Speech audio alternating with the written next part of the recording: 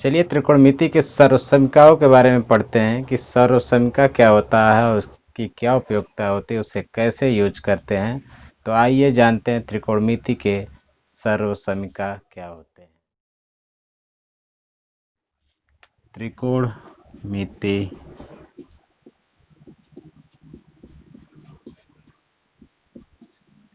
त्रिकोणमिति के सर्वसमीका,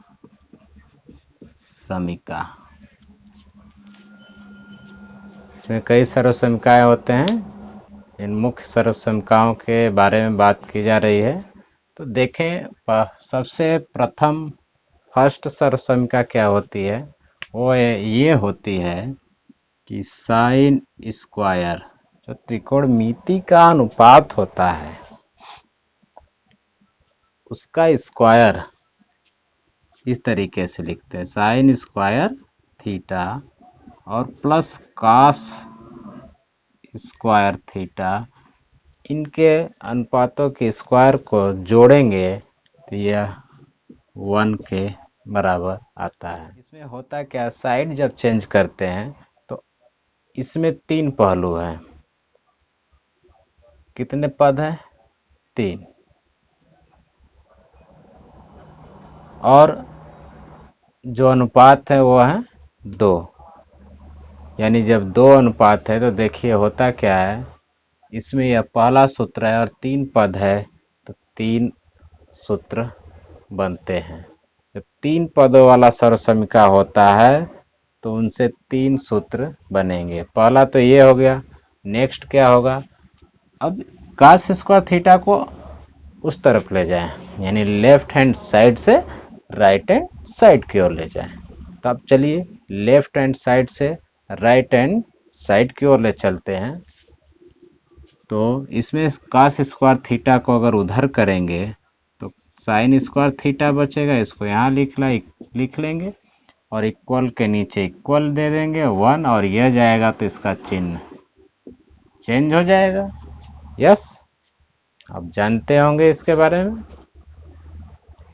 हो गया सेकंड, यानी हमारा मूल क्या था, ये था। अब इससे एक निकल गया। यदि हम cos के जगह साइन को ले जाएं तो cos इधर होगा तो 1 माइनस साइन स्क्वायर थीटा होगा। यानी एक सर्वसमीका से हम क्या देख पा रहे हैं कि 2 और सर्वसमीका बन रहा है, लेकिन उसका मूल है एक ही, लेकिन सबका उपयोग होता है। ध्यान रखिएगा कि सबका उपयोग होता है। ये नहीं कि हम जिसको फाइंड करना चाहेंगे, इसमें ध्यान देने वाली बात यही है कि जिसको हम फाइंड करना चाहेंगे उसको हम लेफ्ट में रखते हैं और उसका कैलकुलेशन राइट में होता है। तो अब आगे वाली सर्वसमीका क्या होती है? आगे की सर्वसमीका ये होती है कि sec square theta equal to 1 plus tan square theta होता है। इसमें आप समझ रहे होंगे या आपको दुविधा होगी कि क्यों इन दोनों को इधर रखा गया और इनको इधर क्यों रखा गया। क्योंकि इसलिए रखा गया कि ये प्लस में दिखे। जो हमारी मूल सर्वसमीका है वो किस में दिखे? प्लस में दिखे। तो प्लस में दिखने के लिए इसको ऐसे रखा गया। अब इसमें भी साइड चेंज कर सकते हैं। यदि tan स्क्वायर थीटा को इधर ला दें, इसको लाने से पहले 1 को ला दें इधर, तो sec square theta minus 1 equal to tan square theta होगा। यानी हम इसको इधर भी लिख सकते हैं और इसको इधर भी लिख सकते हैं। यदि tan स्क्वायर थीटा को इधर ला दें तो क्या होगा, sec square theta minus tan square theta equal to 1 होगा। अब देख सकते हैं कि इस दूसरी सर्वसमीका पहली सर्वसमीका से 2 और दूसरी सर्वसमीका से 2, यानी तीसरी सर्वसमीका जो होगी उससे भी 2 सर्वसमीका बनेगा और उसके मूल तीन हमारे सर्व समीकरण हैं और तीनों से कितने बनेंगे आप काउंट करिए, तब तक मैं अगला बता रहा हूँ।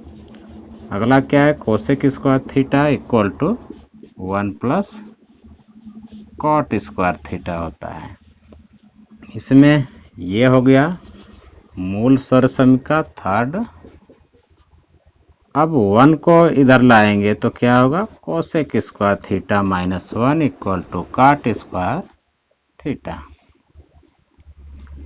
या कॉट को लाएंगे तो क्या होगा, cot square theta equal to, यहाँ पे देख सकते हैं कि हमारे पास टोटल 9 सर्व समीकरण हो रहा है, लेकिन इनका मूल 3 सर्व समीकरण है।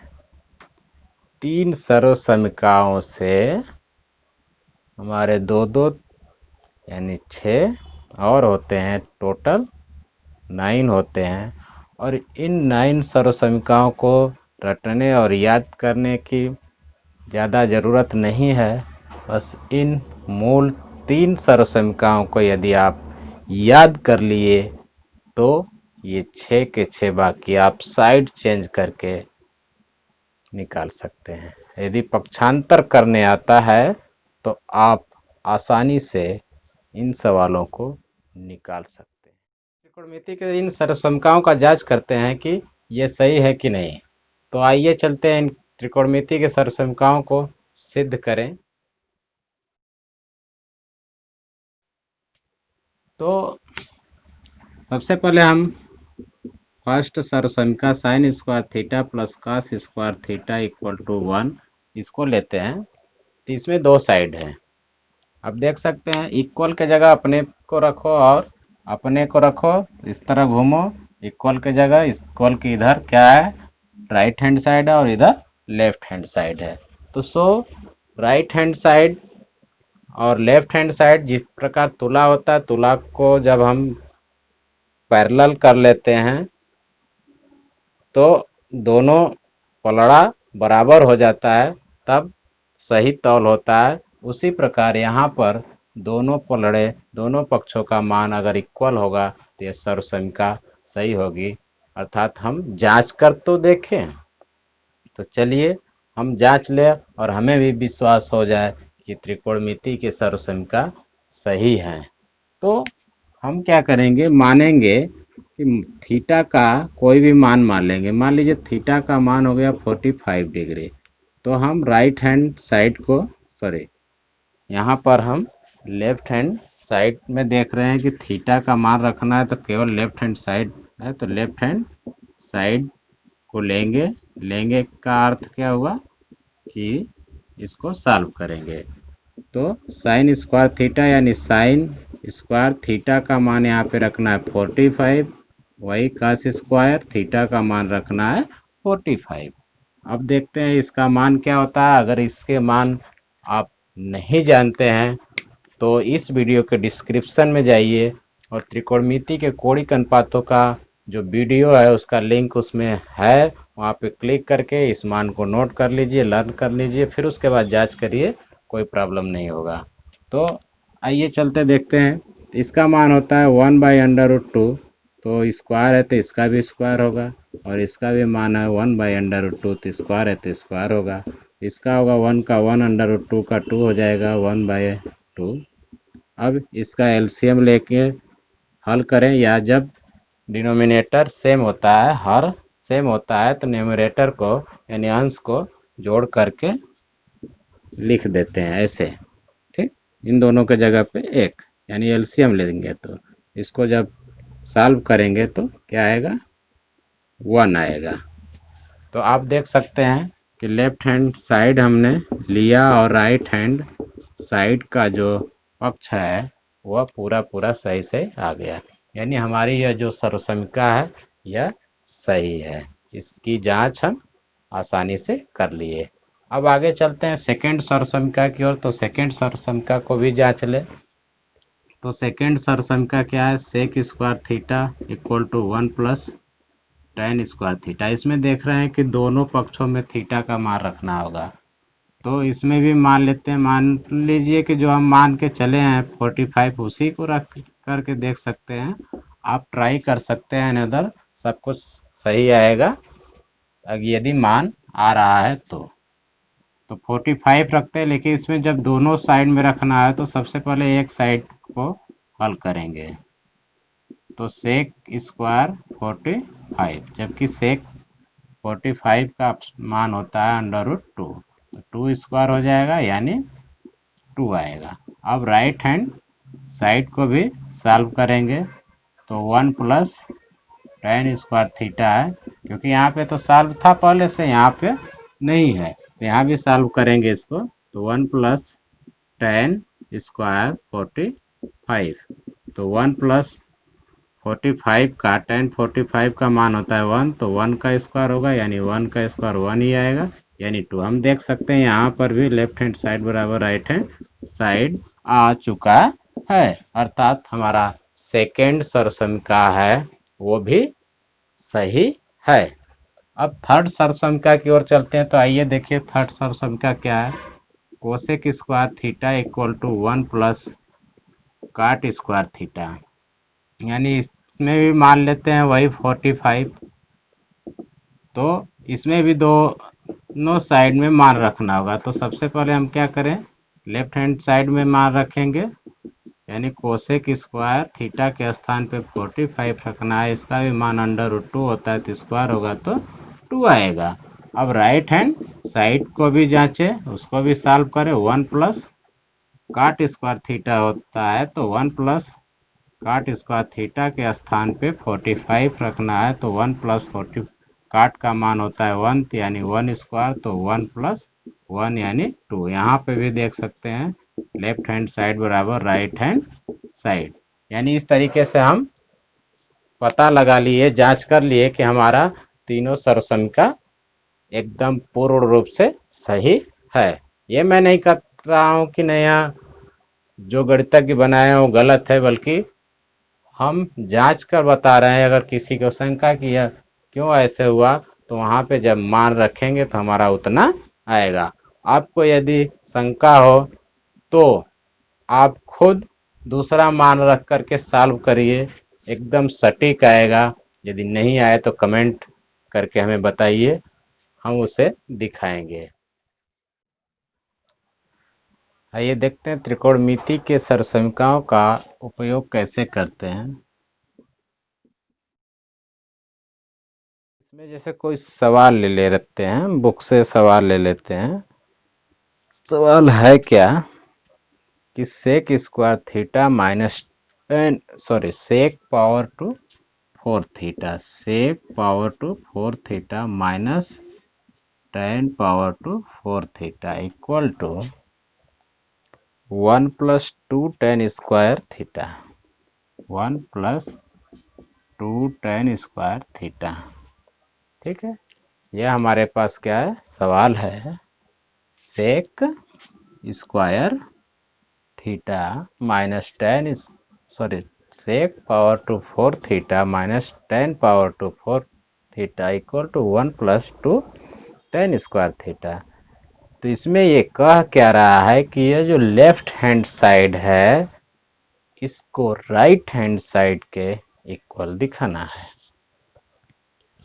तो चलिए देखते हैं। तो इसमें सबसे पहले करते क्या है कि हम लेफ्ट हैंड साइड को ले लेते हैं।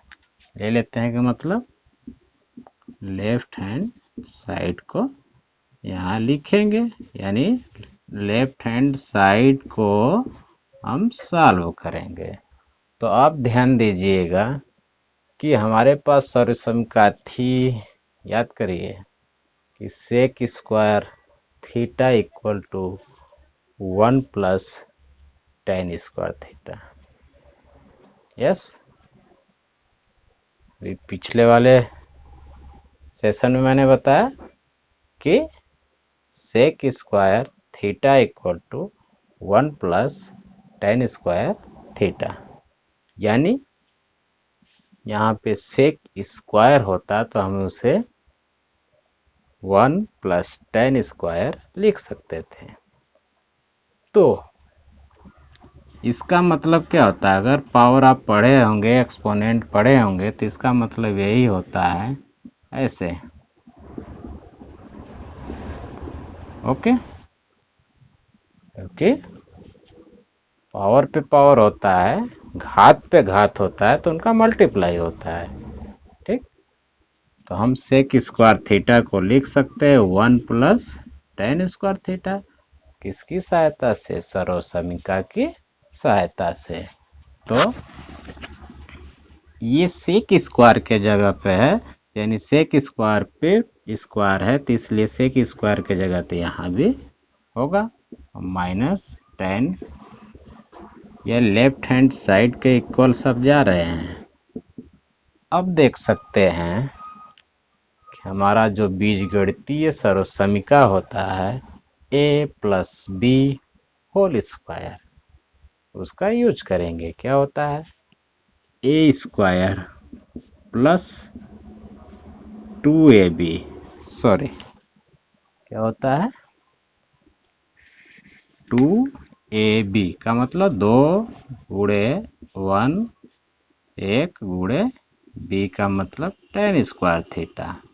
ओके, फिर प्लस बी, बी इतना है, इसका स्क्वायर, और ये हमारा ऑलरेडी पहले से 10⁴ थीटा।